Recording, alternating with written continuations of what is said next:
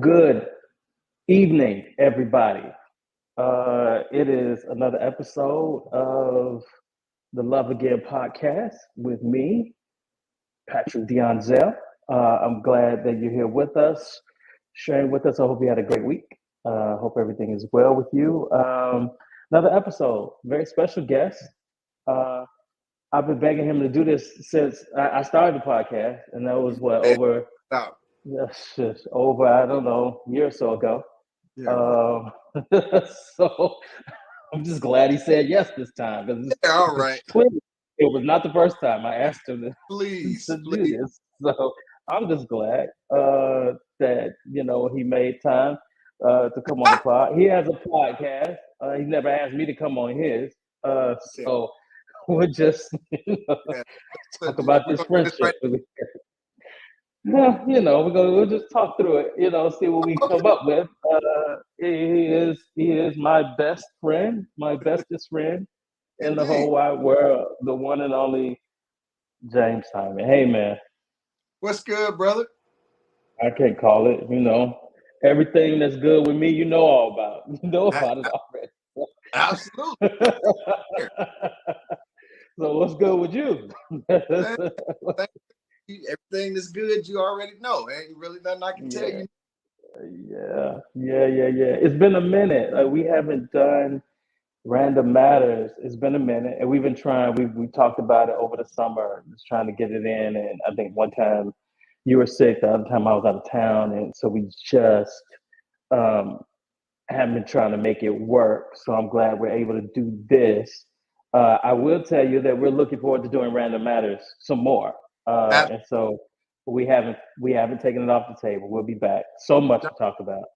not, Uh, yeah. So I'm happy about that. So one of the reasons I wanted you to come, and I know my show is based off relationships, and a lot of times we talk about romantic love, but when I thought about us talking uh, today, what I realized was sometimes we're so busy doing life and being friends that we actually never talk about our friendship.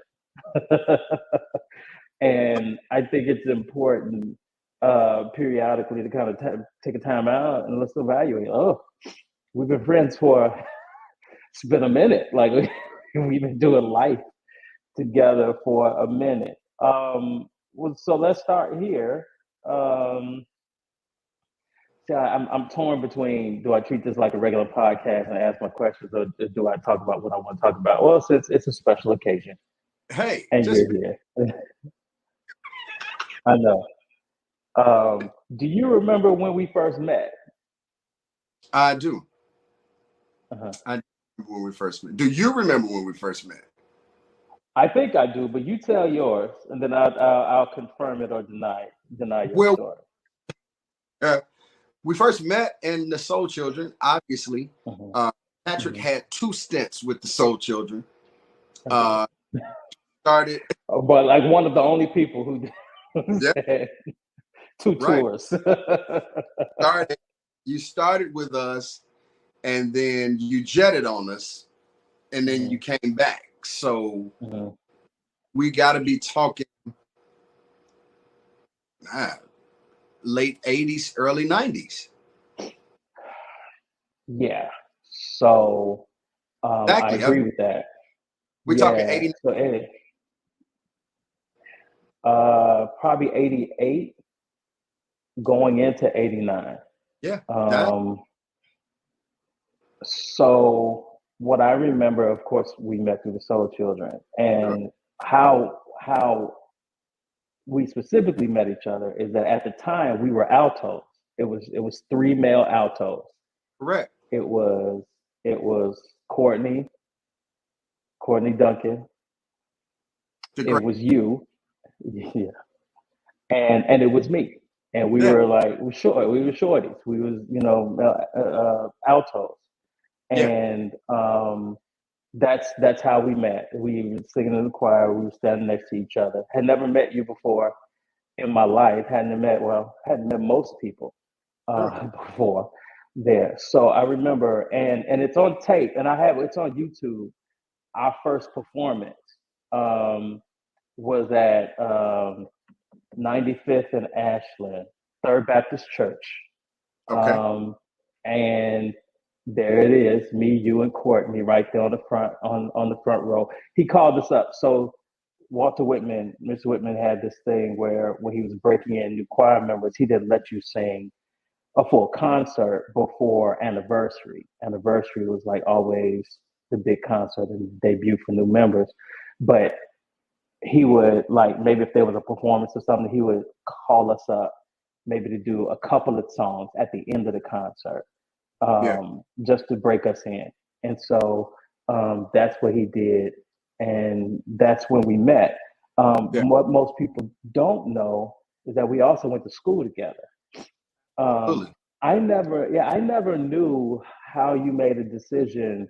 I was at Tabernacle, it was a private Christian school in Morgan Park, and I don't know where you were before then. But all I know is by the time I'm in, when did you come to Tabernacle? I came Was to I? You were a sophomore. I was a sophomore, which means that you were a freshman. Correct. And so how did that happen? How did you end up at Tabernacle? Well, I was a Church of God in Christ kid, as the both of us were, as well as Soul Children. But there were a couple Soul Children at Tabernacle already, just a couple. And being a Church of God in Christ based church, based school that Tabernacle was, it had started buzzing throughout the Illinois jurisdictions. And at my church, they started, some of the adults were talking about Bishop O.C. Booker's school. And I and my cousin, Chris, were in school together already at another Christian academy. For my 8th grade year, I was in private school, and throughout my high school career, I was in private Christian academy. So Chris and I were at a different Christian academy the year before, and then we decided together that we were going to go to Tabernacle. He was going to be in his 3rd year of high school. I was going to be in my 1st year. So we left the school we were at and came to Tabernacle because, again, it was common Church of God in Christ based school of. Yeah, and so our life was go to school. We both played ball, so we Correct. did that. So we'd go to school, basketball practice, rehearsal, most likely, or performance, and then that was like our routine for years. Just between school, basketball practice, rehearsal, performance, school, in church, you had to throw church in there somewhere because we did a lot of church. Yeah. And so that was just our life. I want to go back for a minute. We'll come back to high school. But I do want to talk about your upbringing. Sure. Most people don't know where you came from and what church nurtured you. I want to know that. I also want to know, if you had to tell your origin story, who were some of the most important people in your mind that kind of sticks out when you talk about, how you became you? All right. Well, origin story is fun. Fun. Oddly enough, this is where I hail from. Y'all see that? Yeah. South side of Chicago. Grew up in that neighborhood my entire life until I was an adult. Grew up in church, but also out of church, outside of church. and very, man, I'm trying to think of the word for how I grew up. Poor. Let me just throw that out there. Grew up in a poor community. What's funny is that we didn't know that. I didn't find out we were poor until I got grown. Right. Yeah. Right. I didn't know. Yeah. But yeah, very poor upbringing. Lived with my grandmother, great grandmother, great grandfather. We had a gray stone building, 2 levels, basement. Great granddaddy, great grandmama were there. Grandma was there. Mom started out mom and dad, and then mom and dad split. Aunts, 2 aunts were there. Host of cousins, big family. Yeah. We were all there together, and grew up in the streets and in the church, kind of doing both of those things. I did not have. My father left when I was 3. He and my mom split up when I was 3 years old, and basically was raised by a gentleman who was my cousin, and also my godfather, who was in the streets, who was a part of the Gangster Disciple Nation. He had his title was Regent, Regent in the Gangster Disciple Nation, and he was everything to me. Not having a father at home with me, for young boys, that is a very tricky thing. When you're young, you look to other men to give form to and definition to who you are as a young man, and not having a man there to do that caused me to look to other places, other people. And my cousin was older than me, obviously, and he was doing things in the street. Well known, he was popular. He actually had a region that he was the leader over, drug dealer. So it was that life, and kind of under the church where I grew up. So it was kind of like, it was that when I would go home, and then when I would go to church, it was church. So living kind of both of those things and trying to figure out where I fit in all of that. And so, yeah. How do you think Inglewood shaped you? Oh, I think it made me resilient. Ways. I'm not ashamed at all to tell people, I was poor. I grew up in a house where sometimes in the wintertime, we would have to sleep in coats and hats and gloves and scarves because there was no, and sometimes in the summer, we had to sleep in nothing because there was no, there were moments where we did not have electricity in our house. So we literally had hundreds of foot extension cords that we took from our home and let out the window to the next door neighbor's house to have lights and electricity at sometimes. There was when, of course, if the heat is off and the gas is off, I can remember not having any hot water sometimes and having to my great grandmother would have us get these wash basins, and we'd have to put water in the oven or in the microwave so we'd have warm water to wash up and bathe with so we would get up and go to school.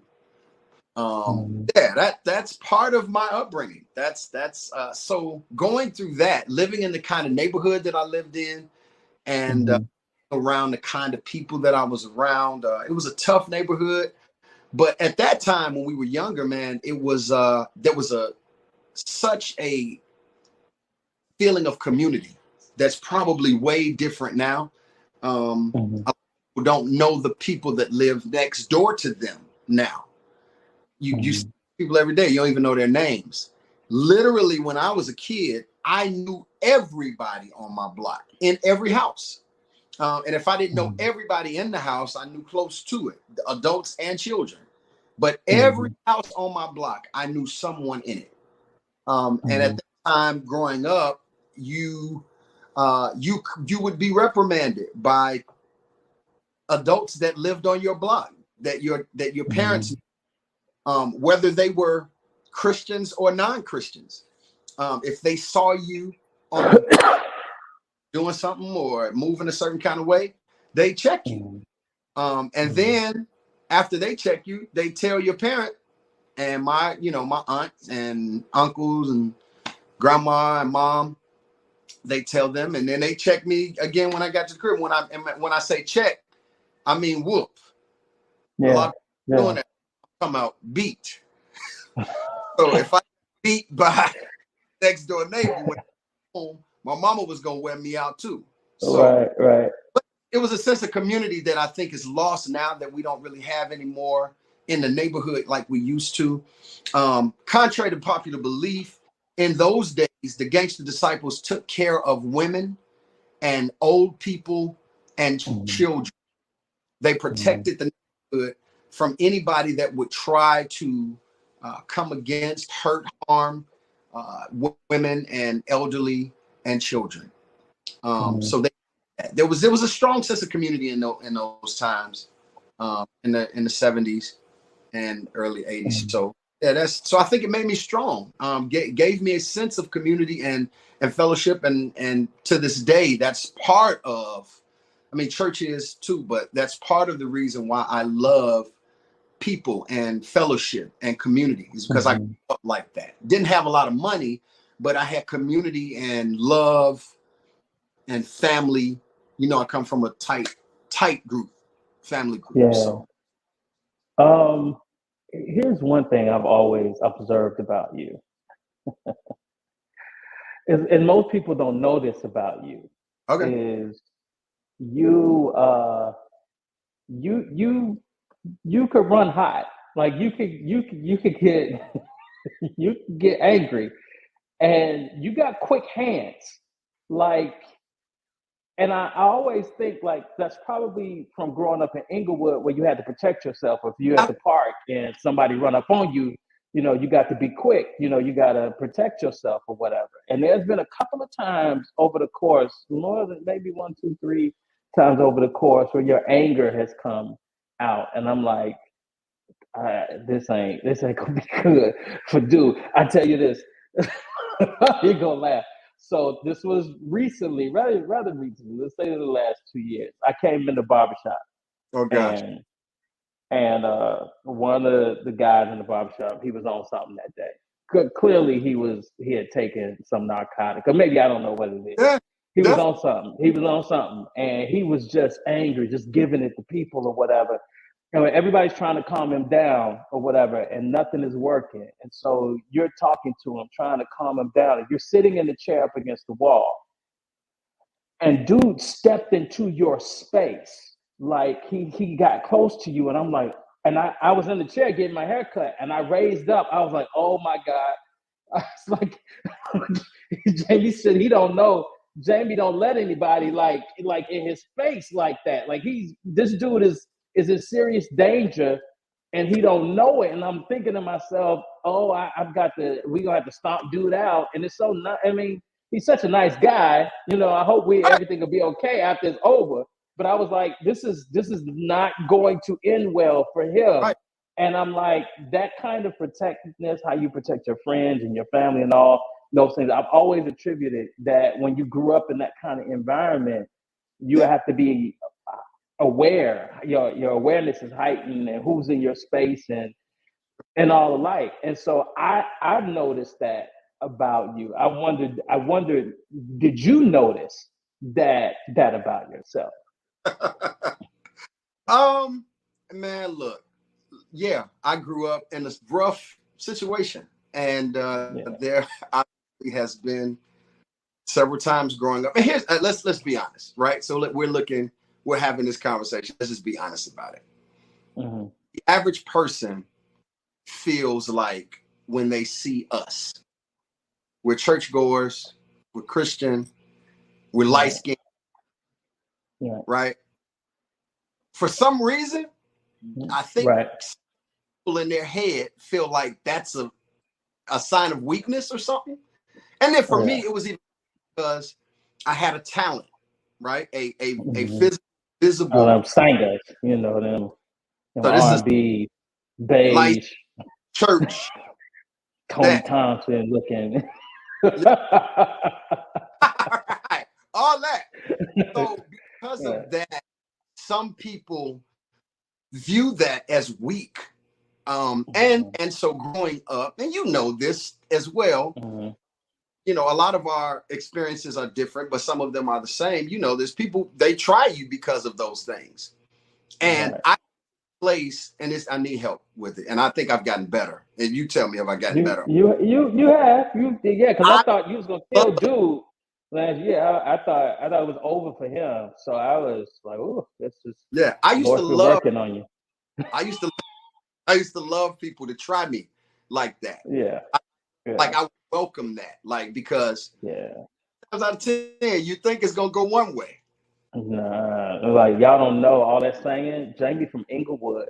Like y'all don't do that. Like he Yeah, this cat he different. I done seen them hands. They fast. yeah, They quick. Like leave, leave him alone. yeah. Yeah. So So it is what it is, man. Like, but yeah. So yes, Inglewood, my upbringing has a lot to do with that. And because yeah, you had to defend yourself in a whole mhm, lot of different ways. And yeah, that's a lot of it, man. It's it was hard. I ain't gonna lie. Like it was mhm, hard growing up where I grew up, being in that environment, seeing some of the things I saw as a kid.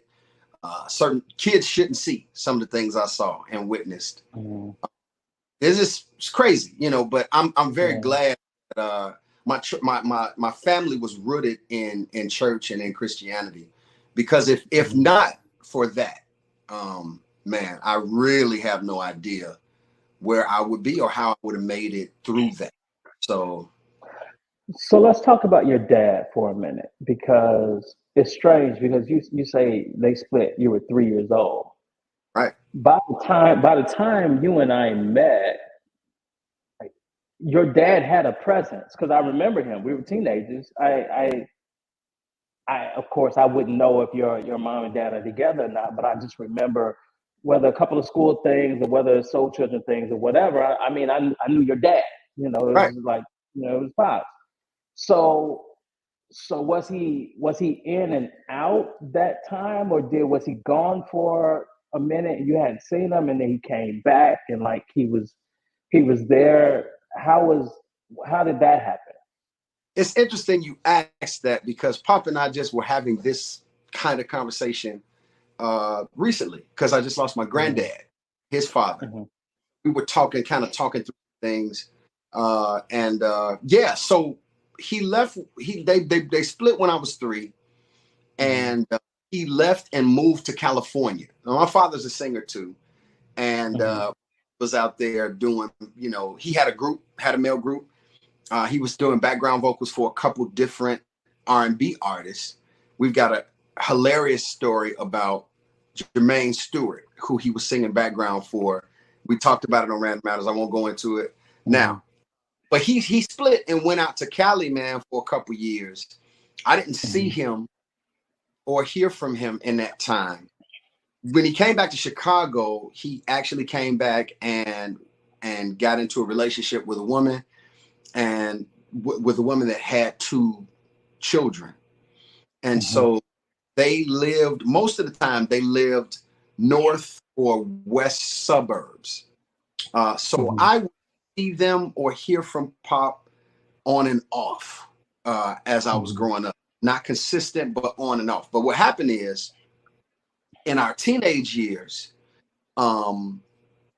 they broke up, and Mm-hmm. Pop moved back to Inglewood to my grandmother had a building in Inglewood, and so he moved when they broke up. He moved back to Inglewood into that building. Well, it Mm-hmm. was the first time in my life since I was 3 that I had close access to my father like that. So when he moved Mm-hmm. there, like I made every excuse to get to that house. Like if I had to walk over, Mm-hmm. I was getting there. So we go to school and practice, like you said, basketball practice, soul training rehearsal, whatever we had, whatever window was in between there, I was at Pop's crib getting my time with him, getting to know Mm-hmm. him, and just having my father, like, because I didn't have him like that for Mm-hmm. years. Like I said, it was kind Mm-hmm. of in and out. And so yeah, when he moved back was the time when I really was able to establish relationship with him, and it wasn't just like, we're gonna spend some time together and then I'll see you in a year. Kind of thing. That's Mm-hmm. just was Well, how old were you when you moved back to Inglewood? I was when he moved back, I was probably about 16, Okay. maybe 16, Mm-hmm. maybe about Okay. 17. Yeah, when he Okay. moved back. So yeah, I did everything I could to get to him Mm-hmm. because again, my identity pre him coming back had been built and shaped by a guy who was not clearly not going in the same direction that my life was, and Mm-hmm. trying to get me away from some of the things that he was into and inevitably he was doing. So Mm-hmm. uh, yeah, so when Pop came back to the neighborhood, 16, 17, I really was on it. I was there every time I got a chance. So that's how he and I built where we are today. Was during those years. Mm-hmm. Um, you and I had the greatest uh, grandmothers in the whole wide world. My God. Um, uh, I remember your grandmother very well for a few different reasons. Yeah. And I want you to talk about her, what you remember about her, and how she shaped your life. I remember your grandmother, Gran, as Yeah, well. Very, yeah. very, very fond memories of being there with her, riding around the city in the back of that white car, you and I, her. Uh, Mm-hmm. so yeah, grandmothers are a gift. My grandmother was everything. She everything to me. Mm-hmm. She taught me so much, man, about life and about God and about relationships. And man, I got some stories. I mean, you know most of them. But Mm-hmm. my great grandfather died. Remember, I said he was there at the house with us growing up. But as I was, Mm-hmm. started to age, he passed, and my grandmother was like became the head of house when her Mm-hmm. father, because her husband Mm-hmm. was dead and her father was Mm-hmm. dead. So now it Mm-hmm. was her and her mom, her my great grandmother, who was Mm-hmm. 8 well, and you knew her too. But yeah, but Mm-hmm. my and everything. She literally, and I know this is one of the stories that you remember. My grandmother literally purchased my first car for me. I did not have a license, but I was, I really wanted to drive. I kept saying to her, man, if I just had a car, if I could just. Yeah. And so, she knew some people, and so she got me my first car, even without a Yeah. license, able to convince her that Patrick had a license, and if I Yeah. car while I was working on my license, Pat could Right. drive. Right. Uh, Right. so it was that kind of thing, She and so did. She sure yeah, did. But she knew, I know Pat. All right, well, I trust him. Cool. And so, Yeah. but she was the kind of woman, she bought the car, and when the car broke down, she was under the hood fixing it. She absolutely was. She and fixed it. Do you hear You me? Whatever was wrong with it, she hear, fixed it, and it was fine after yeah, hear me. Well, that. my mother, was the one Yeah. who me how to change my brakes and how to change tires and how to do those Yeah. kinds of things. There was no man there. Remember that Right. was taking time with me. Right. The guy I just told y'all about, my cousin. Well, I told y'all what he did. So he spent most of his life in the penitentiary. So he was in and out of, from times he was doing bids for who he was. So yeah, the women in my life were who were there to kind of stand to say, look, I'm not a man. I can't teach you how to be a man, but there are a few things that I've had to learn because there was no man. And I'm going to teach it to you too, because as a woman, I can't show you how to be a man, but I can tell you what I expect from a real man. Yeah. If you and you can learn that, and kind of separate it for yourself, you'll have a one up on other people. You know what I mean? Yeah. She was amazing. Yeah. I remember that conversation when she bought the car, and we were on the porch. She was like, "You drive. This is Right. the name of the car, and you drive it." And it was a tan hatchback, Yes. brown It was hatchback. that. When I tell you we was out, I mean, and the thing at the time was.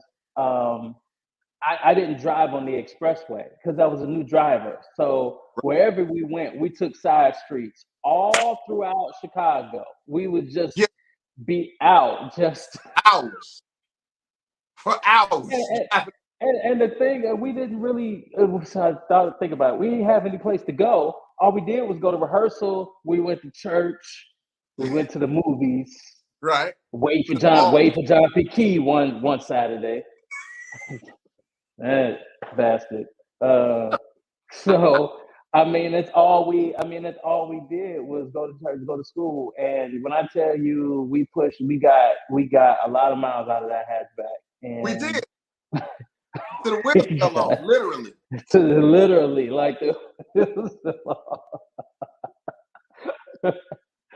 so yeah, man, our grandmothers were amazing, amazing women and Hey, love. man, I know you know this is your show. I ain't trying to interview you, but Mhm, mhm. tell me about Gran and how amazing she was. Because I mean, we talking about grandmothers. We can't just Gran. Yeah, my grandmother. My grandmother loved me, man. Oh my Oh, goodness gracious. Uh, mm, mm, mm. She absolutely did. And was a safe place for me. Um, so we lived in the same neighborhood, so I could literally walk to my grandmother's house. So I was back and forth between my house and my grandmother's house. And she was just a protector. She was a great teacher. She was a great sparring partner. Like there was nothing that I ever endeavored to do that she did not support. She would get on me like your grandmother. They would let us have it when they that, needed to let us have it, but um, could not have asked for a better grandmother. And I told her on her deathbed that the day that she passed away, I'm not gonna cry. hey, The day don't she do it. passed away, she was lucid a little bit, and she knew I was there and I was talking with her. And I told her, you were the greatest grandmother I could have asked for. And I remember kissing her face, and I put my face up against her face because I wanted to remember what that felt like. Um, and I left there, and I think a couple of hours later, she was gone. And so, it, you know, as you get older, you start counting the people who loved you when you got here, right? Stop. The hands that held you Yes, when you sir. were a baby, who loved you just because you walk into a room, not because you're this, that, not because you do this, just the people who love you just because you're on the earth. And we've gotten older, and that number's dwindling down a little bit. But my goodness gracious, she was all of that for me. And she passed when she was. I think I had more time. Of course, I had more time with my grandmother than you did. Your Yeah. grandmother passed. We were in our 20s, right? Because it was Yes. right before when Nia was born. Yes. When Nia was, yes. Nia was born. Yeah. When yeah, and my grandmother passed about 10 years ago, so she was Yeah. 92 when she passed. So I don't feel cheated. I got a whole life worth of that kind of love, which I know is rare.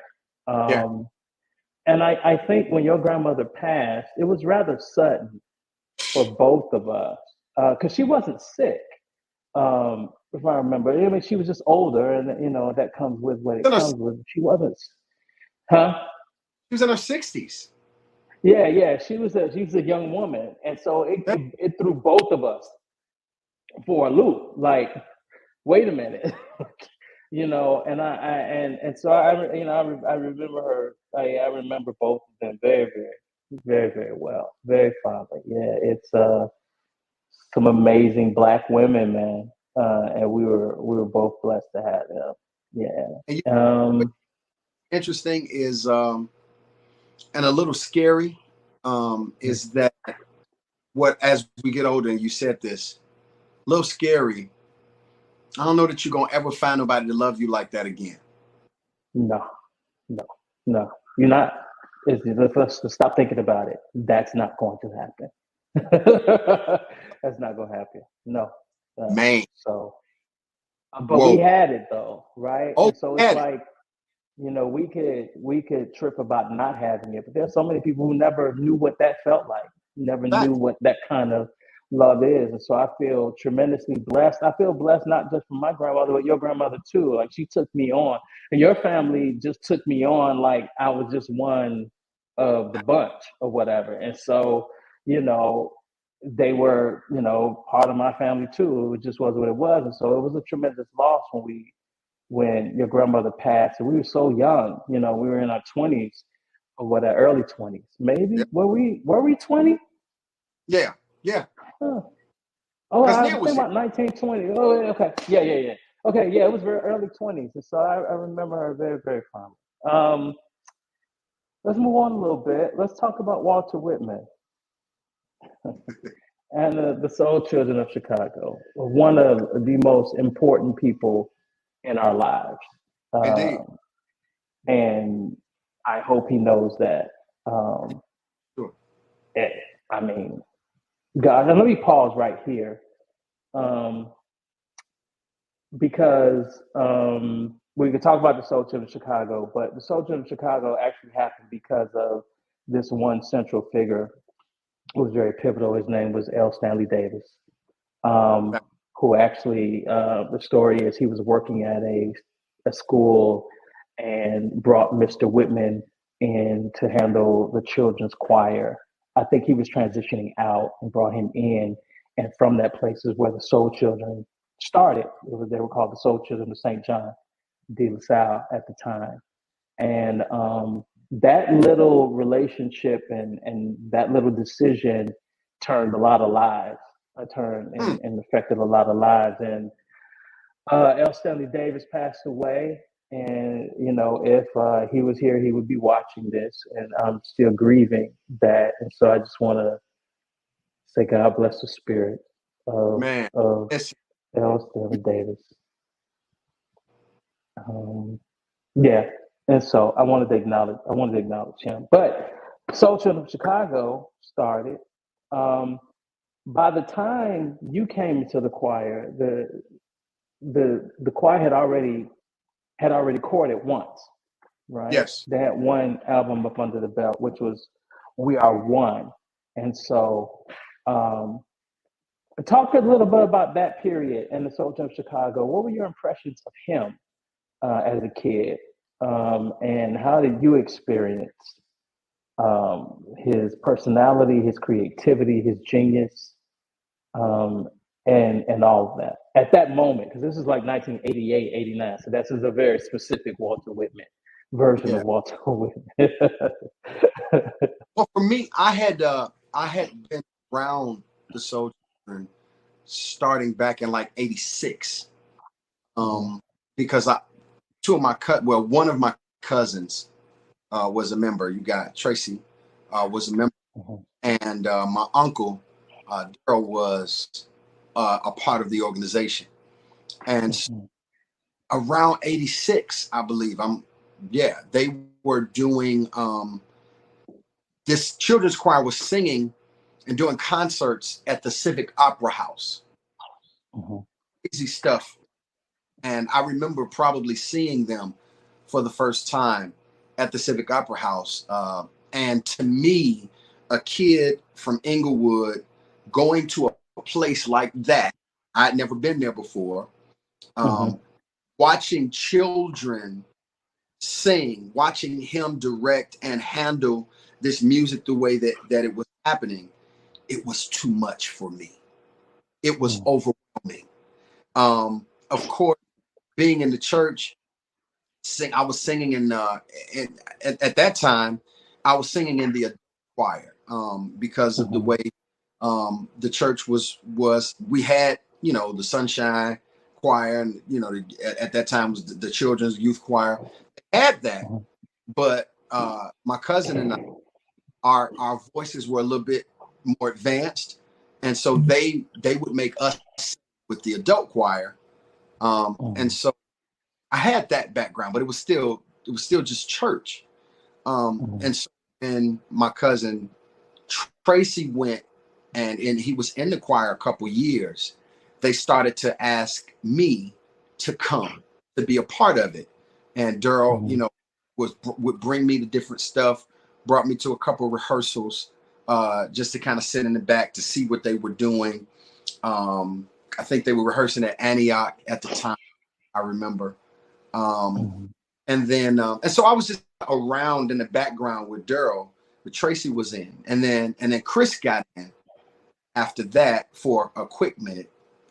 Um, and I was just overwhelmed by how mhm, big again, going to the Civic Opera House and seeing this man and these children and listening to this sound and this music, it was so big. And they were saying, hey, look, they want you to come audition. They want you to be a part of it. I was excited about mhm, it. It was other kids and it was music and I loved music. But at the same time, it felt so beyond me.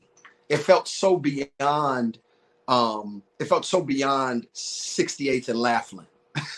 You know what mhm, I mean? Like mhm. it was like, this Yeah. is out of my league.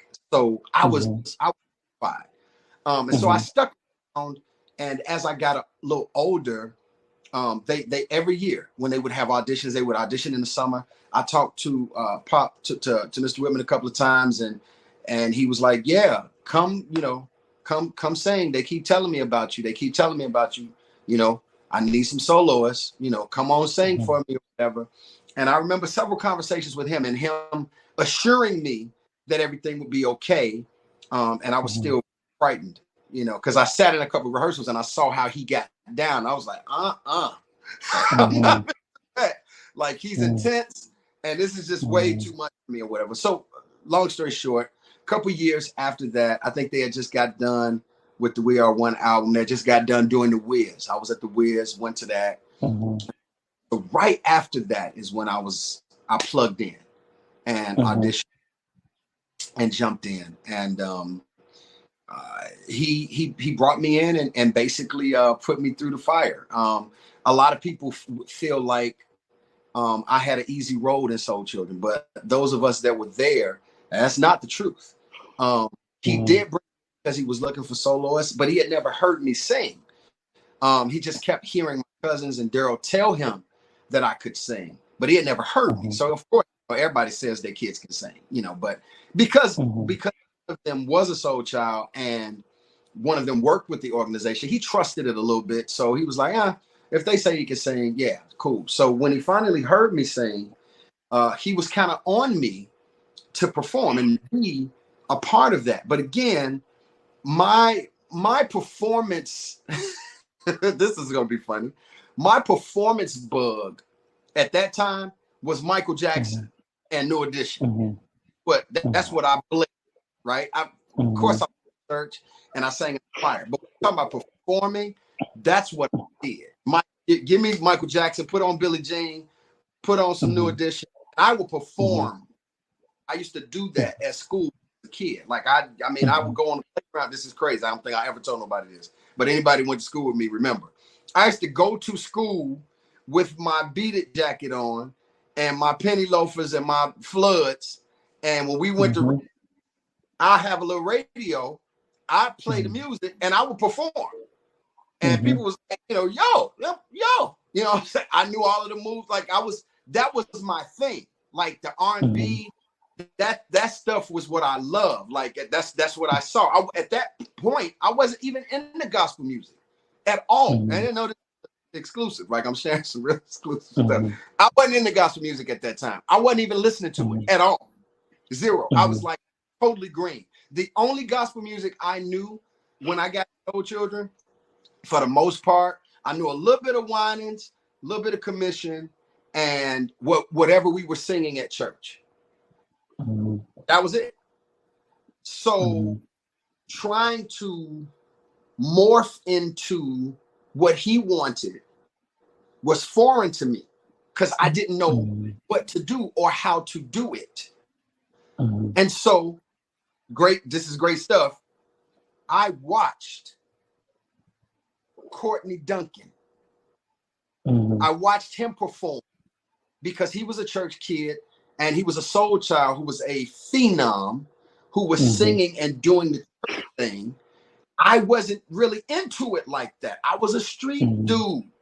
Love Michael Jackson edition. I love that. So I knew that. I didn't know the other thing. So Mr. Whitman wanted me to be a certain guy, and I wasn't that guy. So I started watching Courtney. I started watching how he handled a crowd, how he moved an audience. And even though I was singing at church, and I was singing at church, but again, being in your church choir is obviously. That's not the same. Yeah.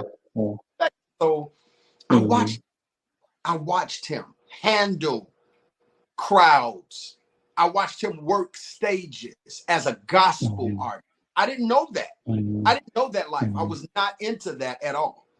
So I watched him, and of course, Pop started coaching me and giving me things and teaching me and training me and saying, hey, look, when this happens, this is what this means. When you feel this is, and so he trained me. He trained me. So watching Courtney and listening to Pop, that's how I kind of became who I was. And so let's pause for a minute, because I think we should give flowers to who deserves flowers. Courtney Duncan, like you said, a phenom. He was 45 at 9 years old. Phenom. My dad used to say he would have made a good Cleveland singer, because James Cleveland would have loved him, because he was just a performer. Like he just had a charisma. Like he was a kid, but he was so in his self and so possessive of his body and his voice or whatever, that it just drew everybody. You go look at some early, kid performances of Courtney Duncan, you'll see like he wasn't a kid. Like he was just exactly. He was just different. I remember Pop saying this to me, because I said it to him. I remember saying to Pop, I don't really know this like that, like him. And I remember Pop telling me, that's in you too. You got it in you, but you just gotta hone it this way. And so, but again, if it was R&B, if it was Michael Jackson, or if it was, the Prince or the stuff I listened to, I was good.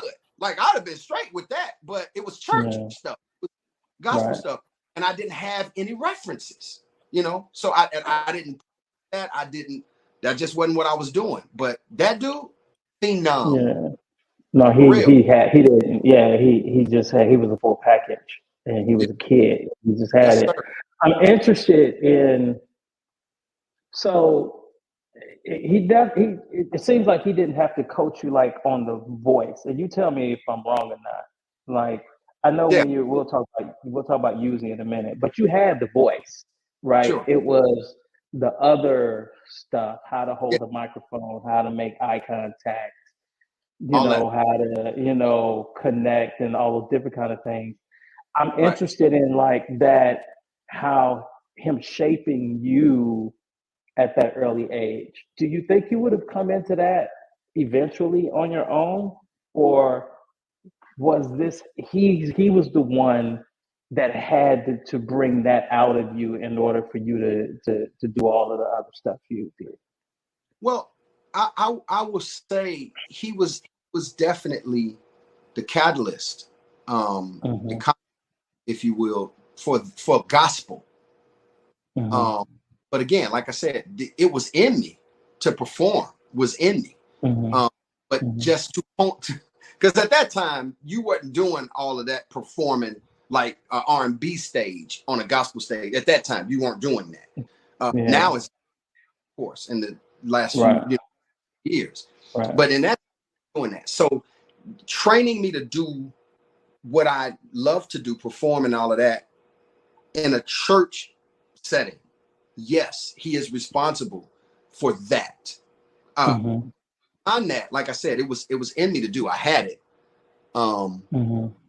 But yeah, You were also, I remember during that time, um, and I know Kim McFarland, the great Kim McFarland, made her transition out of the Soul Children, basically as you were coming in.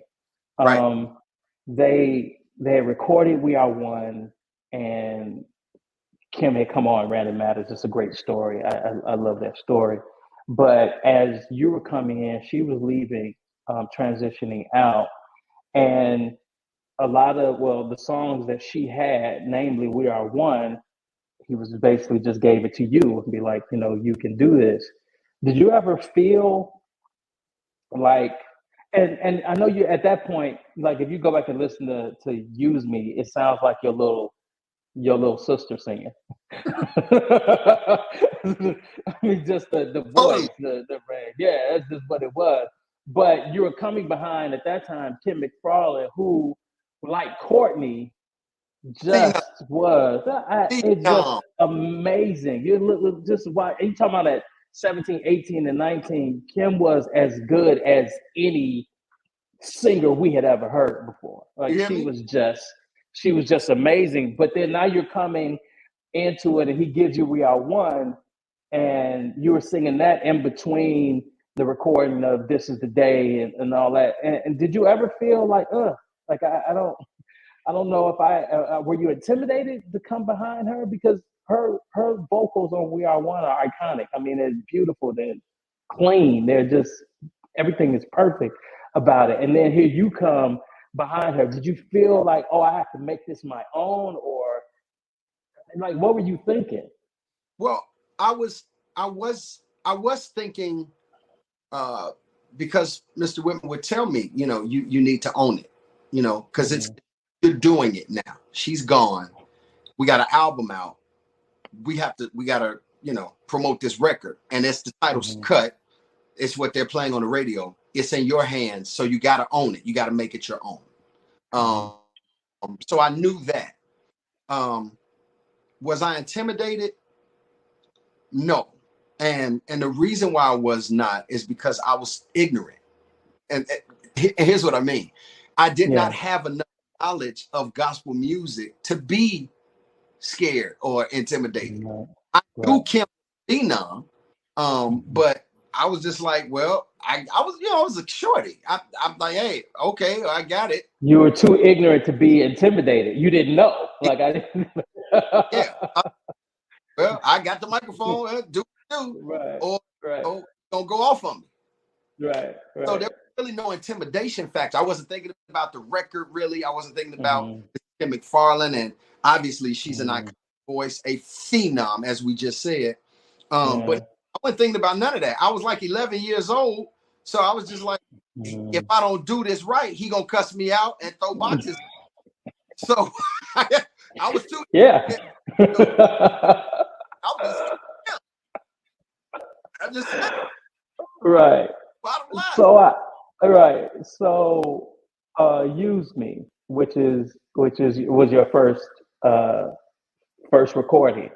Yes. Um, I don't know if we've talked about this or not, but I'm interested in like how did he present the song to you? Was it just you and him? And he plays it for you. It was Eric, the great Eric Thomas. That was his composition, and he's on the piano, beautiful piano on that record. Um, was he in the room? Did he teach it to you? Did Mr. Whitman teach it to you? Did they give you a tape and say, learn this? Was it a demo of it that you listened to? Like how did that happen? They were both there. Okay. And both gave it to me, and Eric was kind of singing through it. And of course, Mr. Whitman wasn't going to allow that Eric's vocal to be the vocal on the record. So he kind of added his thing to it. And as they were giving it to me, I was just kind of taking it in, recording what they were saying. And that was, so the story goes, I think Eric wanted me to do it. And Mr. wanted me to do it. And initially when they gave it to me, I was not doing what he wanted. And so Pop was like, okay, well, we just get somebody else. You know how he, so we get somebody else. You're not doing what I asked. We'll get somebody else.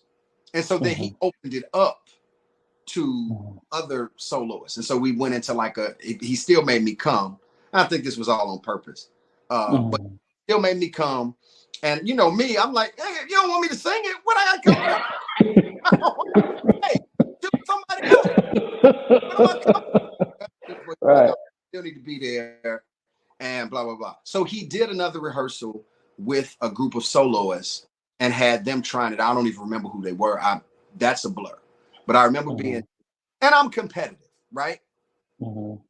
So, I mean, to this day, I'm competitive. I just am. So when you bring me in that setting and you're like, okay, they all doing it now, what you got? I'm like, huh. That's it.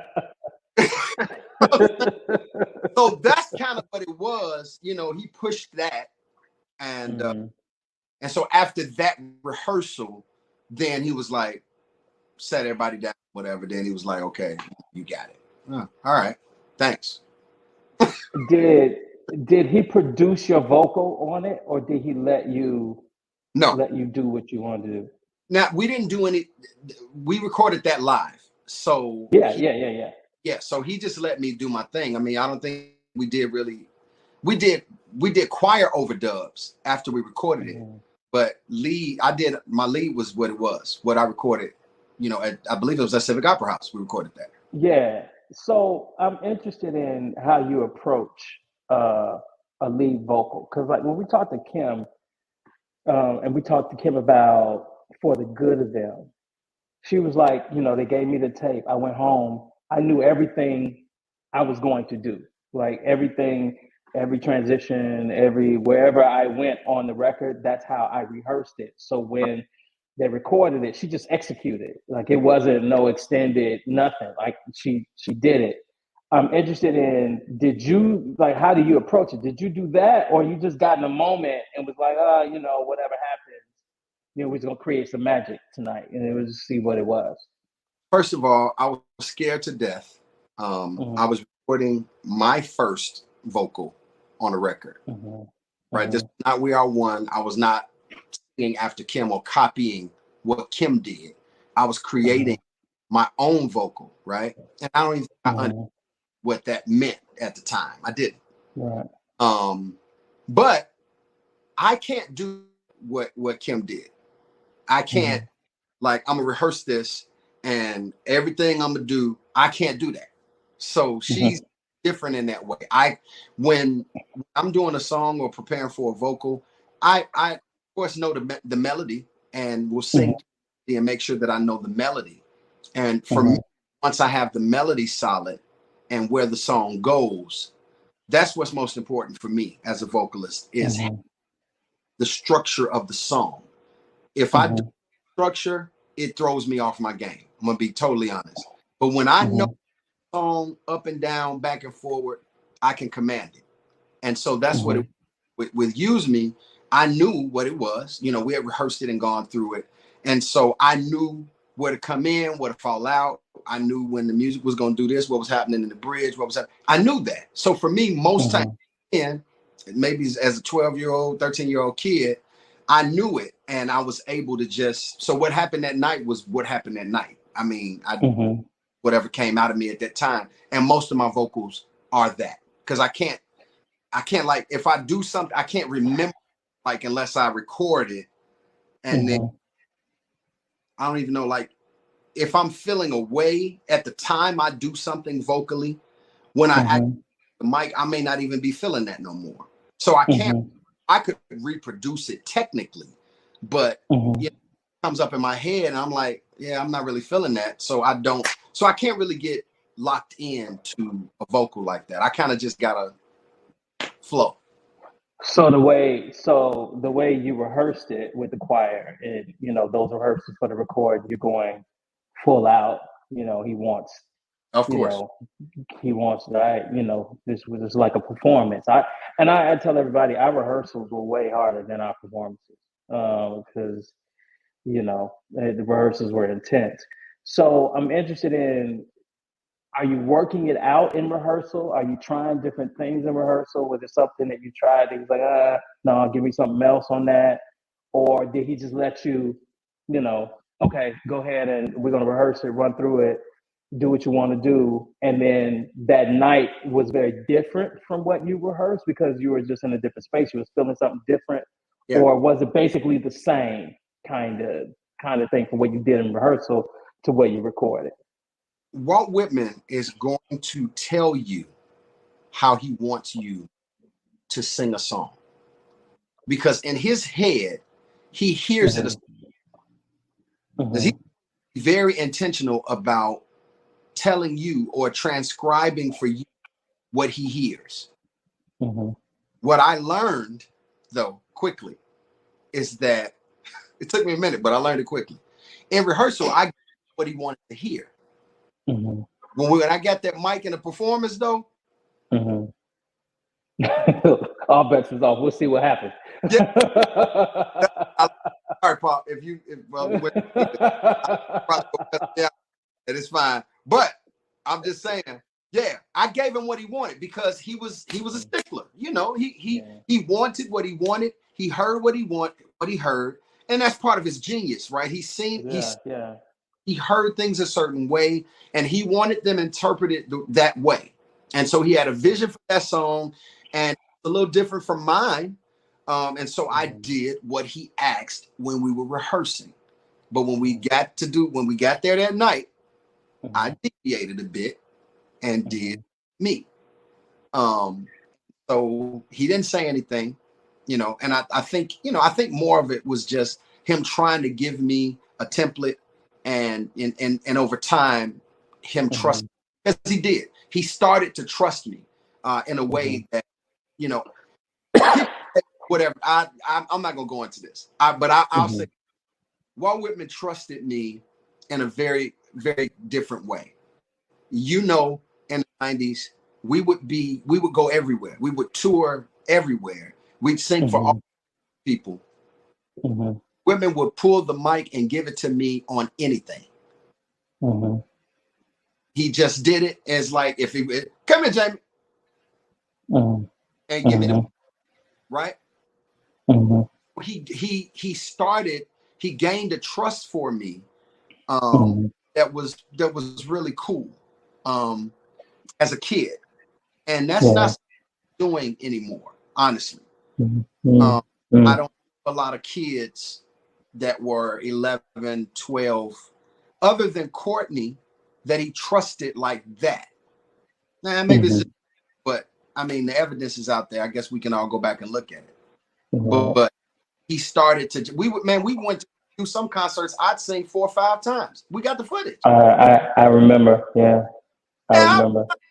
And I don't understand how I didn't have a coronary from anxiety because it was you know what I mean? To have to go on the road, man.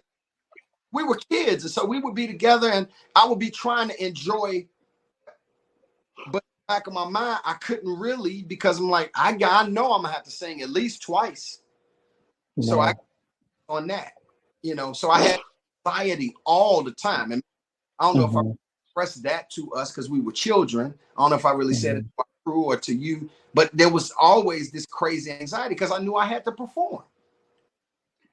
So, okay. So how did you deal with that anxiety? Because I never Got out there. I never picked that up from you. I never Right. picked it up. Like, well, we're chilling before a performance, whatever. We're all chopping it up. You know, we Right. all, you know, or by the time we finish chopping it up, now we need to pray to kind of get focused, and that was a whole nother thing. I never noticed that you were nervous. I never noticed that you were jittery. I never noticed that you had any anxiety. So it's interesting to me for you to say that, like what was going on in kind of your interior life and in your head space, you know. How did you deal with that? Man, I don't know. Cause hold on, cause again, Walter Whitman is different, and I want to talk more about him. But it was a lot of pressure. Yes. It was pressure on us. I couldn't imagine what it was a pressure on like a lead singer or something like that, because he was so exacting about what he wanted. Give me what I want, how I want it, when I want it. And literally there was fear. Like there was fear in the room a lot. And so I'm wondering, you know, with that kind of pressure on you and your kind of, you know, in your head, how are you managing that during that time? Man, it was tough. I'm telling you, it was on me because once he started trusting me, he started leaning real heavy. And I felt it and I knew it. And he didn't really communicate it like that, but he just doing it. And I knew that I was, whenever we would go out, that I was going to, at minimum, I was singing 2 songs, you know, you know, or anything he come up with. If he came up with something fly, he just throw me the mic. And so it's hard to be a child and enjoy that when all of this stuff is on your shoulders to have to. I don't know, man. Maybe it's that Inglewood. Maybe it's just that that I was, man. I just took it on and was like, yo, this is what we got to do. I got to do it. You know, it don't make no sense for me to complain about it. I know what this is at this point. We have graduated in a place where when we perform, I'm going to perform, and I'm gonna go at least twice, or sometimes 2, 4 times in performance. And so those performances that we just had to do stuff and I didn't have to lead. Whoo! Then were the best times for me because I could just chill, like I could just relax. I didn't have to be thinking about performing. And I mean, look, we were not raised like the Jacksons, so we weren't used to performing since we were 8 years old and having to do that and back to back, you know. So I came from the hood and from my church choir into that, and it just was like, you gotta do it, you know, you just gotta do it. And so it was like, oh, okay, well, so it was hard. It was rough. It was rough. Well, I'm sorry it was rough for you. Like I had no idea that you were experiencing that. It looked to me like you loved doing it, and we all knew you was gonna sing twice. So you know, it seemed like you were like a fish in water. Like once you got the microphone, like you zoned out and you were good. You just went. But I understood, and again, I guess I can relate because at the end we had anxiety as a performance group when we were in the choir together. Right. It's probably an added layer of anxiety knowing that at some point, you know, you're going to have to perform and you're going to be out there in front, you know, all by yourself, which I suppose is pretty lonely. Could be pretty lonely space for you. Let's talk about Walter Whitman a little more. Okay. I think that we can observe that there are choir directors, there are founders of choirs um, they're different. They are. Walter Whitman is a musician, which I think that gift kind of sets him apart in a way. Yeah. Because he is not just teaching songs, he can play what he wants to hear. And Yep. because he's a musician, his ear is trained that even if the music cuts, he can hear like something is amiss here, or something is wrong here. And he was so exacting and so anal about what he wanted, what was in his head that he wanted to hear, that he kind of put that on all of us. And I have been to a lot of different choir rehearsals from a lot of different directors, and I've seen them do what they do, and all of them are great. But there are some directors who are musicians or who have groups, like a Thomas Whitfield, who was a musician and he had a choir, or Donald Vales, who was a musician and had a choir. James Cleveland, musician, had a choir. They seem to have a little something else that they bring to the space versus a choir director that has MDs who come in and teach the music and then they tighten it up. What do you think about that now? And we've observed a lot of different choir directors, and often we'll talk about this. Is he the GOAT to you? He is the GOAT. Okay. Absolutely. Let me clear my throat when I say it. He is.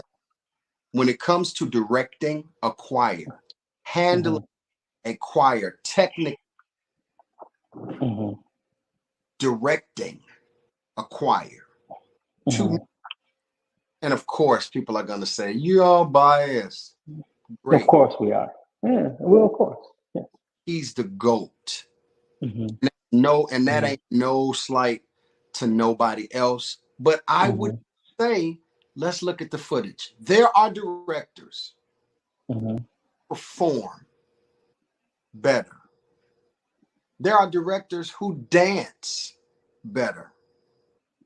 But when it comes to just flat-footed directing a chorus, a choir, making his hands and the music and the vocals, there is something so beautiful and poetic about the commands music and choirs, and watching orchestrate his body, and his movements are fluid.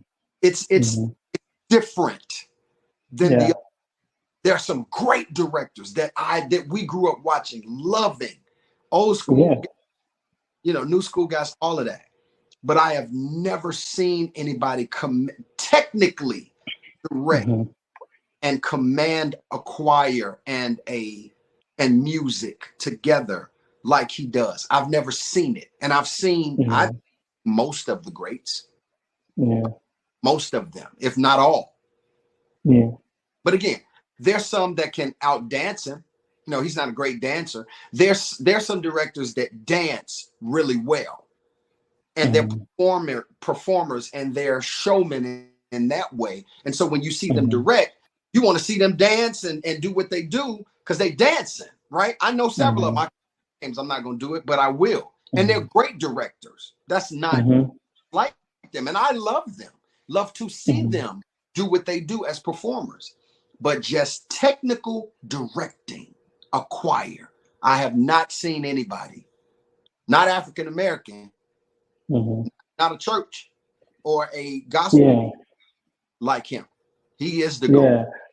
Yeah, there's nobody I would choose over him. No. And like you said, there are different types of directors, right? But I think that he's different in that, let's take Handel's Messiah, right? Like, it's just, he has to stand right there, and we had an orchestra, with us, like, and to be able to know parts, movements, and to stand flat-footed, and what he has in his hands and his shoulders, and in his head Beautiful. is singular to me. Like, It's beautiful. it may be Wow. one other person I'll put in his category, and one other person And I'll put in his category. Yeah, and I know who don't you're have a gonna say. problem. I'll say it in there. I'm gonna say Ali Cathay. Like, I knew it. as I one knew it. who can stand flat-footed and command the choir, I put them in the same category.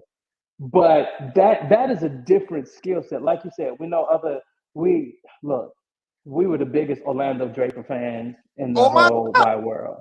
Oh my, And he's we one of saw him with our own eyes. Like, indeed. first, yeah, I don't have conversations or arguments with choir members. You ain't seen Orlando Draper live. Like, I'm not doing this with you because you don't know what I'm talking about. So there were great choir directors that were amazing. Like, oh my God, like, it's amazing. But Walter Whitman, singularly, along with one other person, Al Cathay, might be the greatest. It is the greatest choral director in Black sacred music that I've ever seen before in my life. And like you said, we've seen the most of the greats, maybe one or two that were before our time that I heard about, but he was something else. He's special to this day. He's special, and He is. I greatly appreciate his gift and what he brought to all of our lives. Let me ask you this: transitioning out of Soul Children, how was that for you? Because I think you had a group.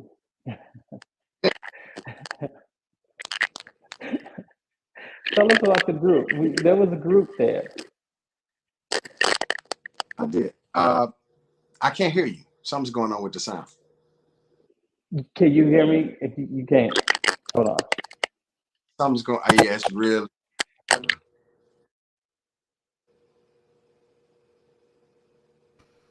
Can you hear me? I hear you now.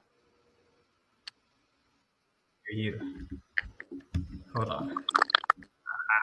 Yeah, it's like it's breaking up real bad. It's still breaking up though. Yeah. You want to come out and come back? Yeah, do that real quick. Let's see if that fixes it. All right. Will I be able to use the same link? Yeah. Let me leave out. You gonna come out? No, I'll stay. We'll see how it goes. Okay. Oh, it's all kind of fun. He'll be right back. This is a fun conversation. We have to wrap it up. We've been going.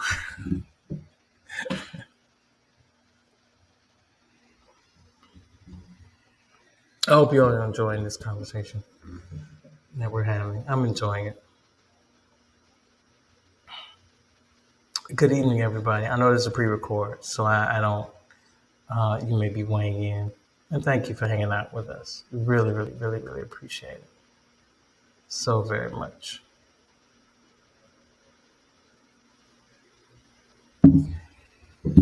I guess we haven't talked about love. I guess we need to do that before we get out of here. This is good. There is something that we're supposed to be talking about, actually, a little random matter stuff. So we'll do that, and we'll see how it goes. Yeah, so we were talking about you transitioning out of Soul Children. I know you had a group to which I was a part of. It was called Manifested Glory. Indeed.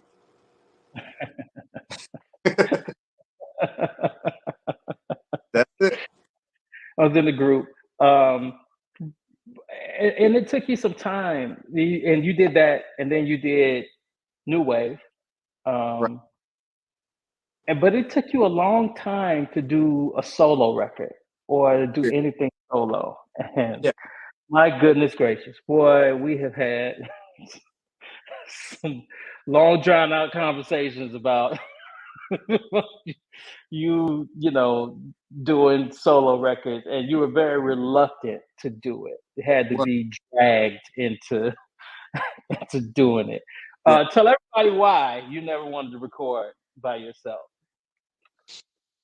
Well, I mean, several things. I mean, first, I just I didn't think that going in the door that I would have the kind of freedom that I needed to have for me to compose something that I would be proud of. I didn't really like the molds, the cookie cutter kind of molds that had been set for gospel music, for male vocalists.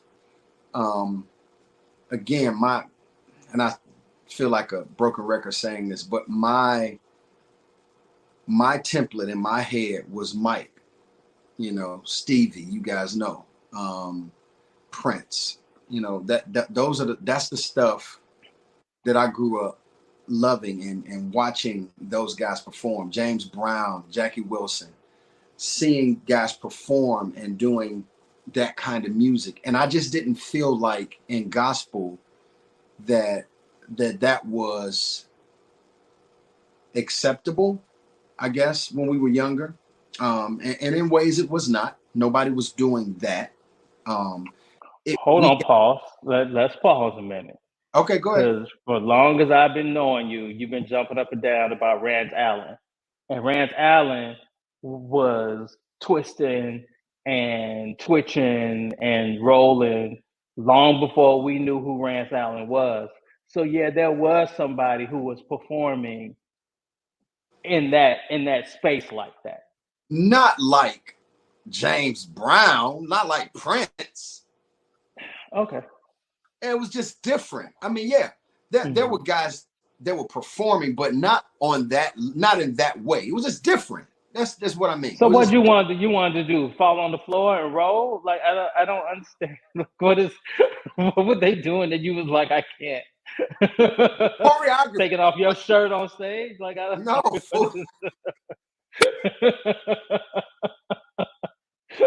What did you want to do? Like, it was more so singing "Use Me," taking off your. It could have worked. Like it could have worked. It could have worked, but no. So I don't know what you wanted to do. No, I mean choreography, right? Mm-hmm. Watching choreographed performances, and the time when we were in Soul Children was just not something that people were doing. Just wasn't. Mm-hmm. They were not doing New Edition type choreography, Michael Jackson type. No, that was not happening in the church. And again, that was my beginning. That was what I watched. Seeing Mike on Motown 25 for the first time do the moonwalk. After that performance, I remember sitting on the floor watching him being absolutely stunned and saying to myself for the first time, I want to do that. I want to do that.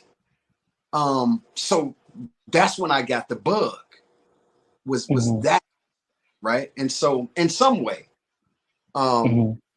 it was a departure for me to get into sacred music and the gospel music, because that was way different, than what I do. And I will suffice it to say this as well, that for me, I probably dumbed down a lot of who I was to do it, and let parts of me die and let parts of me diminish, because that kind of performing was not acceptable in the church at that time. Sure. And I think with that, the same way, right? If something dies in you, there was something that came alive in you too, right? And so it was more of an exchange rather than giving up one for the other. I've spent a lot of time listening to you sing for years now, and when you got into new wave or whatever, it seemed like it was a great space for you with Well, your brothers, your friends. And I don't want to get too deep into that period of your life, but let me ask you this: do you think you all left something on the table? def- Um, yeah. def- definitely. Mm-hmm. There's there's so much more. There's so much more to be discovered. There was so much more to be done. Mm-hmm. Yeah, I do. I definitely do. But again, it's more about the creativity and the ability to produce something that is authentically you and something that Mm-hmm. you feel is coming from a place of authenticity that showcases what's in you completely. Mm-hmm. It times are different now, right? Times are different Mm-hmm. now. Recording is different now. Record company, artist relations are different now. Some people don't have those at all anymore. Some people are just doing it independently. The way technology has advanced, you are doing a lot of things direct to consumer. So all Mm-hmm.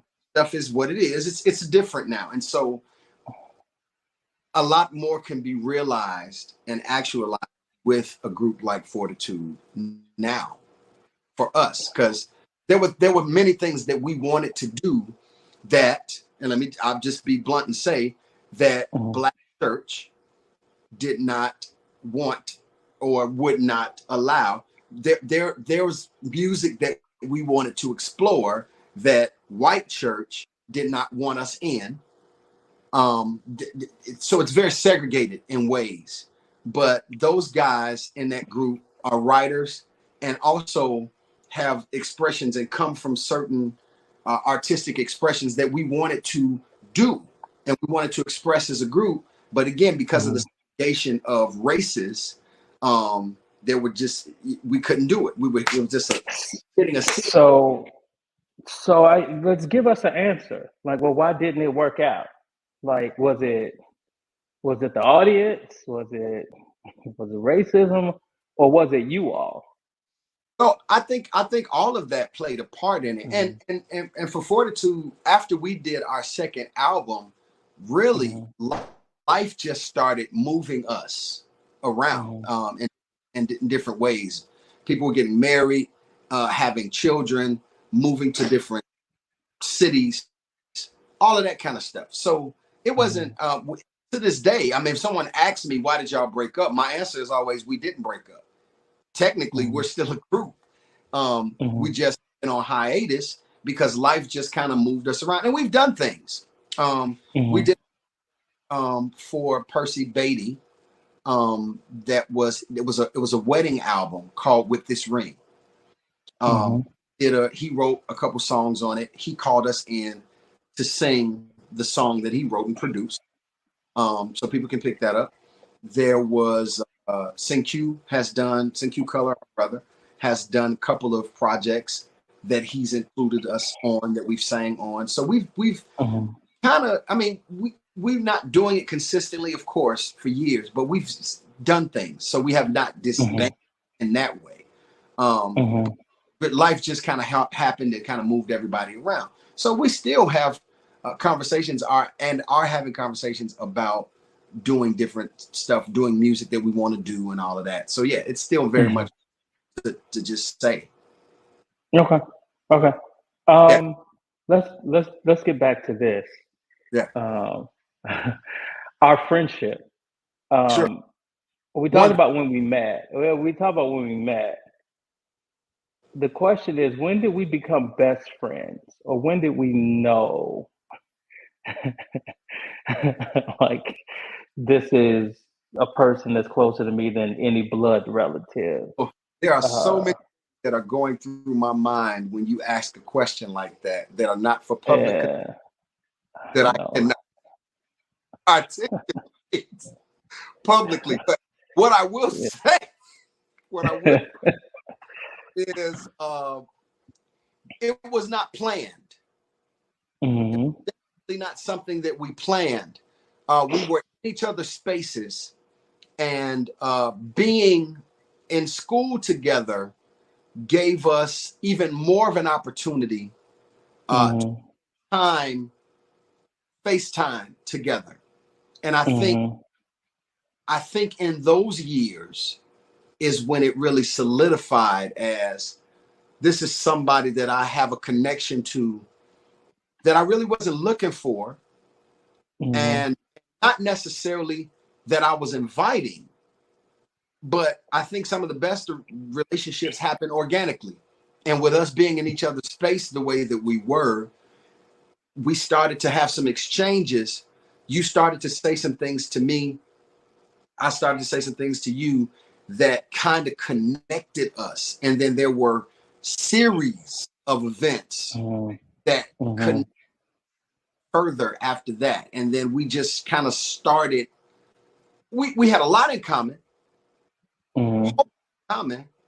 but we're very different people as well. Very different. And so I guess all of those things. What do you remember? I'm curious. Do you remember? Was there a moment? Is there a singular event that you can say did it? Because I don't have one. I think it was a series of things. But what do you remember about it? The same. Like, I don't remember choosing. It was just like, right, we're just connected and we hang out. We were hanging out more than just with the choir at school. Like, if we had some free time or something like that, it was like we were together. And I think because your family brought me in and my family brought you in, it was like, oh well, we got this part of each other's family. I do remember, like, we were close, right? We were close in high school. We spent a lot of time together, and I remember we were so close that if I bought you, I remember I bought you, I can't remember what it was. I bought you something for your birthday. It was a CD for your birthday. Okay. It must have been Mint or something like that. Went to Circuit City. It was like $7.99. That was a long time ago. It was $7.99 on Tuesdays or whatever you get, music or whatever. And I went to I don't think you weren't with me, but it was something new was coming out, and you said you wanted it. I was like, I'll grab it for him for his birthday. It's cool. And when I gave it to you, I had already opened it and listened to it. And you looked at me like, nigga. I was like, well, I mean, I was going to listen to it anyway. I mean, we was going to listen to it. I just listened to it. I did you a favor, just opened it for you. I mean, we here. I mean, it's yours. Like, that's how kind of close we were. Like, we just shared whatever I had, you had, or whatever you had, I had it. It was just like, it's yours. I bought it for you. I just listened to it. Right. A couple of days before I gave it to you. It's fine. Here, take it. You wasn't a thing. And I just remember over the course of not just teenage years, but you've gotten me out of some trouble a couple of times. Had to come pick me up. Like, I remember this one time I was riding dirty. I think my license was suspended. The tag on my car was expired. Oh my God. I ain't had no insurance. And I was out in Orland, my dumb self, just young. Like, out in Orland. Came back, they pulled me over. Just had to go to the station or whatever, do the paperwork. And he was the only person I thought to call. I was like, my first question was, where you at? That's how I know I'm in trouble. Hey, like, where you at? Come, yeah, this is what happened. Da da da da. Come through. Come get me, or whatever. And when I thought about it, there's never been a time since we have been friends that you and I have ever stopped talking to one another because we were angry or we had a fight. And look, I fight with my blood brothers, and there's some times we have to take a time out. Like, I don't want to talk to you right now. I'm not trying to, everybody needs to go and cool off. I have never in my whole entire life ever experienced that with you or between us. We've had arguments, I suppose. Oh God. We disagreed on stuff. On everything. Yeah, I mean, but it was never like, we're not talking to each other. We've been having a running conversation for the last at least 35 years. Which amazing to me. We've always been there for one another. Like, there's never been a time where I called on you that you didn't return my phone call. I needed you to show up, that you didn't show up. I Have don't I? think that I don't think I've ever done that. You could tell the truth if I've let you down before. There's never been something I've told you that I knew I couldn't tell you. You hold most of my secrets. Like, As do you. there's only maybe one or two things that probably you don't know. Everything else you know. Like, Yeah. like Yeah. and that's So been yeah.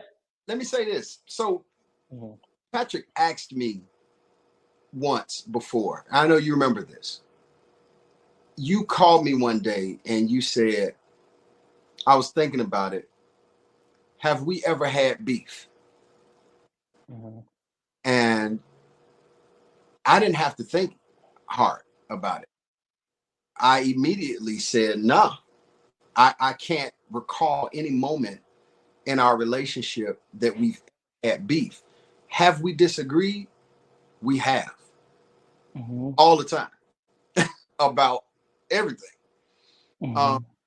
but one of the things, first of all, that is an amazing thing to have in a human being. Yeah. Um, Yeah. something that is easily found. That's not something that's something that's very valuable. And the older I get, the more Mhm. I understand the value in a relationship with a human like that.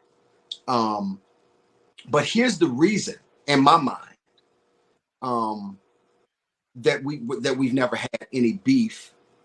Um, I said to myself, because I had to think through too. When you said it, I was like, Mhm. because I hadn't thought about it. You told me that you had been thinking about it. I hadn't thought about it.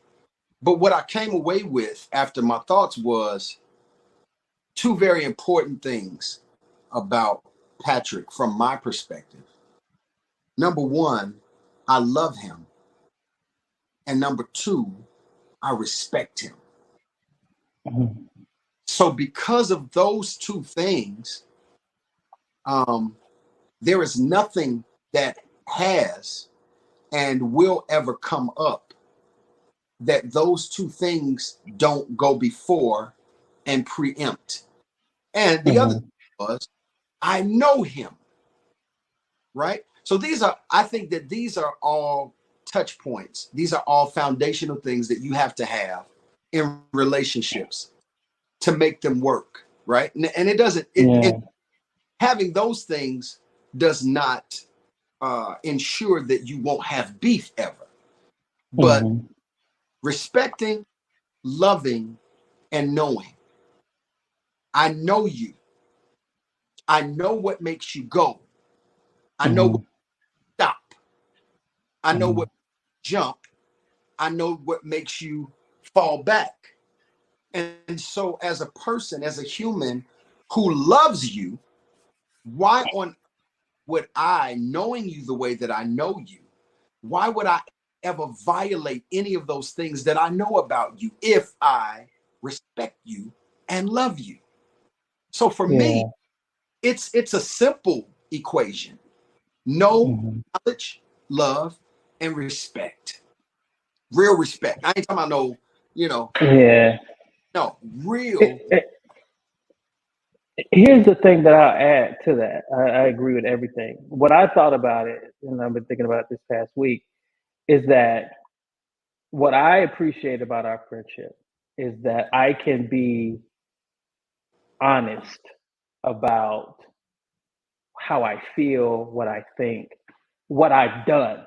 And Yeah. I've done maybe I've done some horrible things. Well, unless I have, I've done some horrible things, and I know I can tell you, and you won't judge me for it, even if you tell me, and like, look, what's up? You're wrong about this. You shouldn't have done that, or whatever. I never thought that me telling you that you would judge me for what I've done, the good and the bad. and there's been all of that and everything in between. Yeah. And that creates a safe space. And a lot of times, and publicly, we talk about relationships and we talk about male to male relationships as men. We don't talk about how intimate our relationships can be, Indeed. right?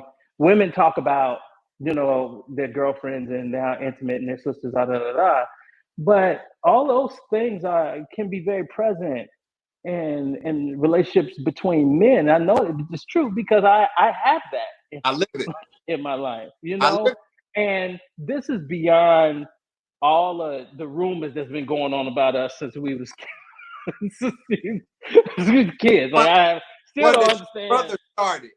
Yeah, well, because he's a jerk and he's a few things that I'm not.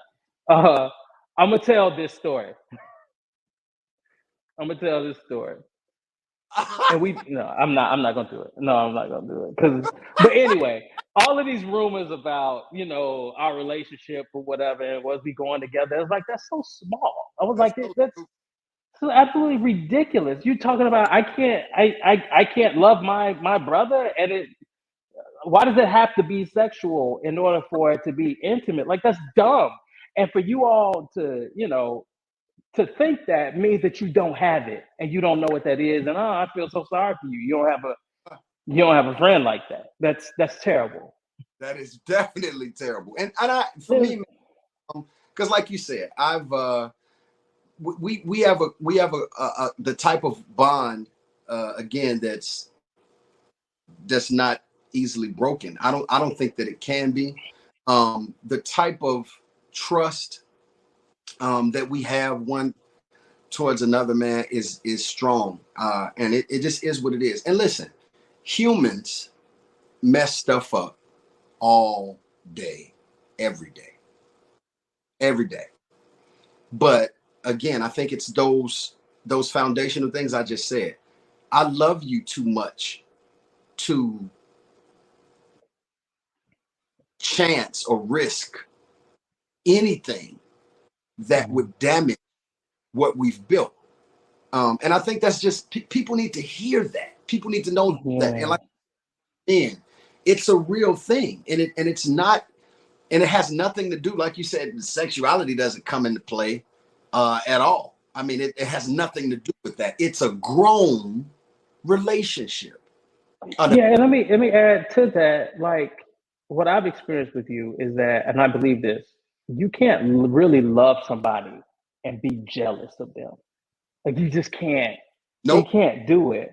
No. There's never been a time where you achieved something, that you did something, that you recorded something, that I wasn't as proud of you as if it was me doing it. I always thought, well, you're doing it, so I don't have to do it. If you do it, it's just like me doing it. Whatever it was you were doing, there's nothing that you've ever done that I had resentment or thought, oh, he doesn't deserve that. I've always pushed you to do more. Like, you need to shine. Like, you need to shine more. Go do it. Go have it. Go be it. Like, it's a great big world out there.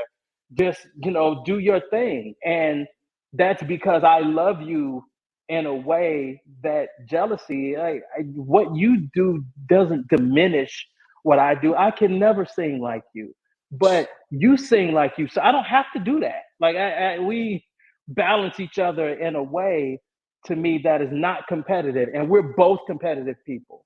Definitely. We've never been competitive with each other unless we were playing basketball or something. We hooping. That's different. We balling, like, it's all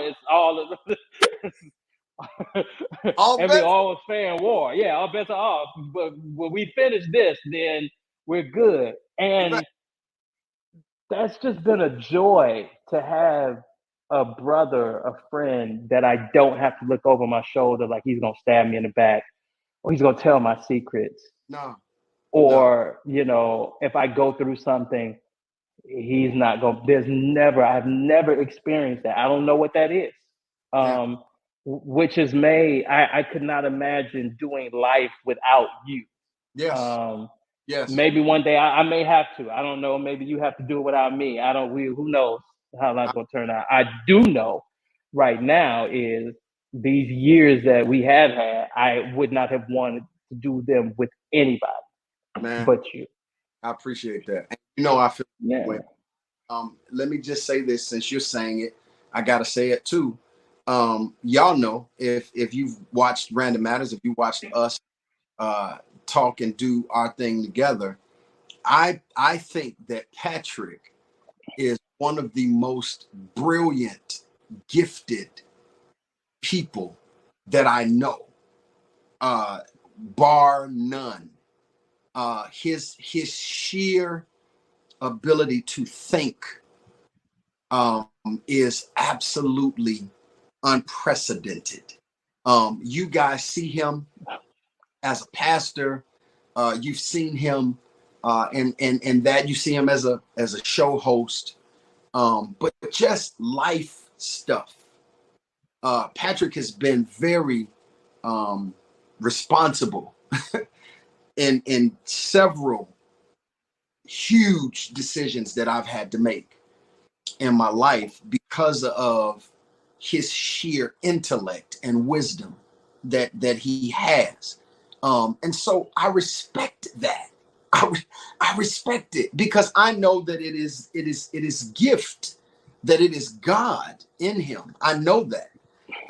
I love it. And as he just said, there's so many more things that he will do because he's a gift to the world. And he's fine.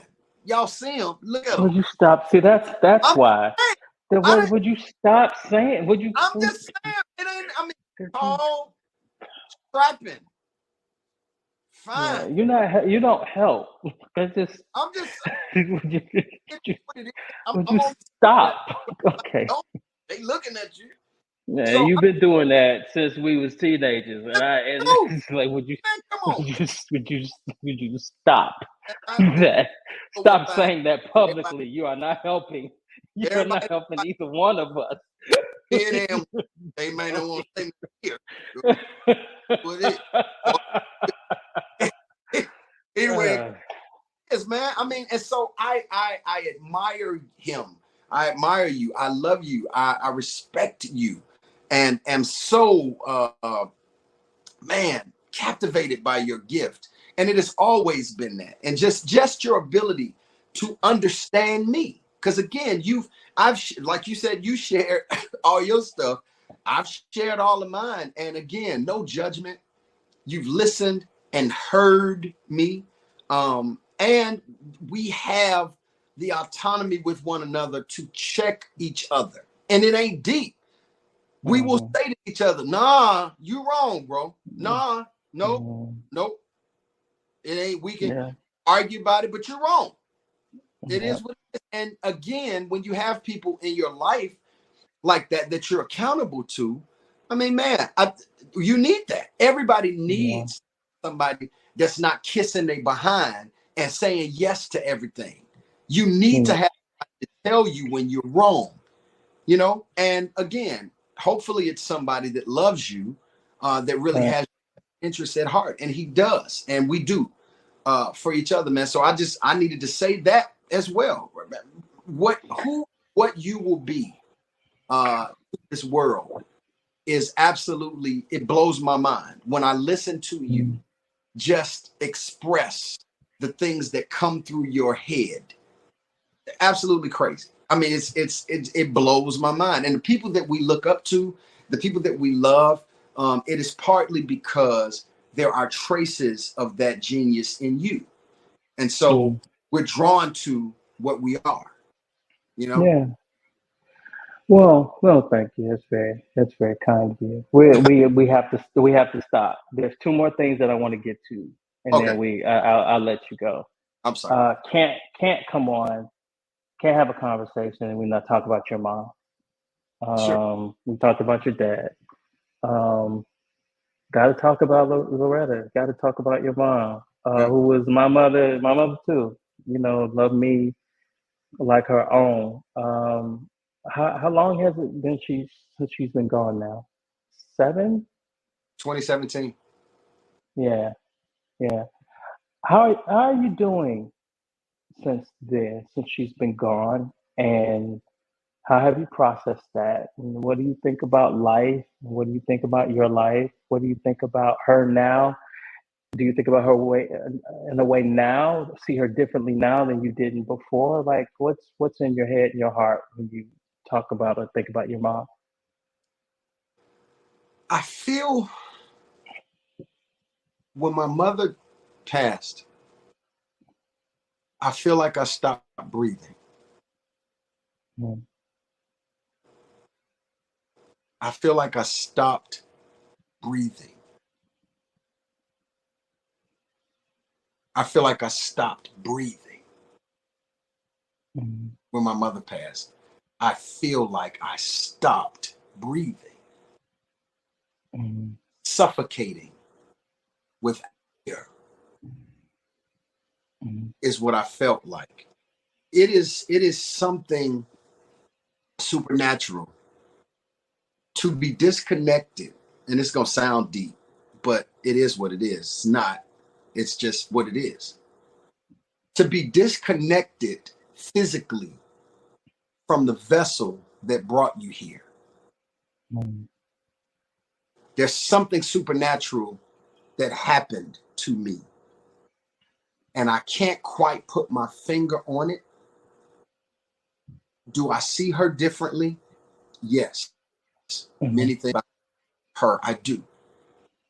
mhm, Um, it affected all of us in a great way. mhm, But what I learned, one of the things I learned is about how precious the mercy of God is. mhm, Because I found out, well, my mother was on several medications. mhm, At the time that she passed, my brother was getting ready to get married. mhm, My mother had never lived, my mother and my brother lived together, mhm, never lived by herself mhm, entire life. Um, obviously, I told you we lived in a house full of family. When she went away mhm, to college, she went away to college with one of my cousins. Um, they were together. When she came back home, she came back to a house full of people and stayed in that situation with my brother until my brother was going to get married. Once mhm, my brother got married, my mother would have been by herself for the first time in her life. And there were mhm, several things that she depended on myself and my brother for. My mother did not mhm, have a father and she did not have a husband. So you got mhm, how that goes. If you're men, if your mother don't have a daddy and she ain't got a husband, it's on you to take mhm, care. You are the man, mhm, and so me and my brother, mhm, we assumed that responsibility and that posture with her. And she knew it and we knew it, and it was fine that she was mom. So that mhm, did. And so there were certain things because my brother was there with her that he could do immediately that I could not. mhm, Everything that he mhm, could not, I did. And so we mhm, together to care for our mother because again, mhm, we in terms of men were all she had. Um, mhm, and so she would have been by herself for the first time, living and trying to process life in her 60s with nobody there. And mhm, was a people person. And she was mhm, at the thought of living alone. mhm, Talked about it regularly. She did mhm, what she was going to do if she had to be mhm, that house by herself. And me and my mother had a very, very, very, very close relationship. Patrick knows. mhm, We mhm, and we talked and we talked. And as I got older, there were things that I wanted to know from my mother about just her as a person, mhm, aside from the fact that she was a mother, aside from the fact that she was a grandmother. You, Loretta, as a person, I want to know mhm, things about you. Who are you? Why are you this? What makes you move the way you move? What makes you mhm, think and talk the way that you do. I want to know my mother as a woman. And I started to know her as a woman, just a woman, right? Outside of being my mother. And as I got older, our relationship got very, very much more close and intimate. And she shared things with me about her life that made me see just how strong of a woman she was. The fabric that she was made of was very strong. She went through some stuff, some things in church. And there were some things that damaged her in her walk with God that could have taken her out. That of course, if you allow me to say this for a moment, I believe that the devil was trying to take her out. Believe that was the whole deal for her life. My mother was out of church when Patrick met her. When I don't have any, let me say this, I don't have any memory of my mother being in church as a child at all. And that's a whole different thing. And maybe I'm on the couch right now. But anyway, that's a whole different conversation. But my mother came back to church in her 60s and started to become connected and active in church because she was mishandled with the Lord. She was abused, she was dropped, and it threw her off course for years. The woman that my mother was prior to me arriving on the planet, I never met, obviously, but she church her whole life. She was a different woman than I knew to be, because when I came to sing and I could remember, my mother was in the streets. She was a hard working student and professional after she finished school, and she was in the streets. She stopped going to church for almost my whole time of knowing her until I got grown and she came back. So those things, a long story short, finding out all of those things that I found out about her lets me know just how strong of a woman she was. And so my heart bleeds sometimes for some of the things that she had to deal with. And I wish I knew earlier so that I could hold her in a different way, hold her up and speak to her, talk to her, be there as aid for those things that she experienced that I didn't know about. So losing her now, like, wow, she went through that alone. And so she went streets. And so she got into a whole lot of stuff. Thank God, before she died, she was back in church, rededicated, living for the Lord, gave herself back to God. And thank God that it ended like that. But the mercy, I learned that God was in receiving her to himself, taking her that could have been catastrophic in a lot of ways. God didn't see fit. He called her to himself, and it was absolutely amazing. So it's just been a lot dealing with it, and it's been 7 years, but I'm still dealing with it. Yeah, it's a lot.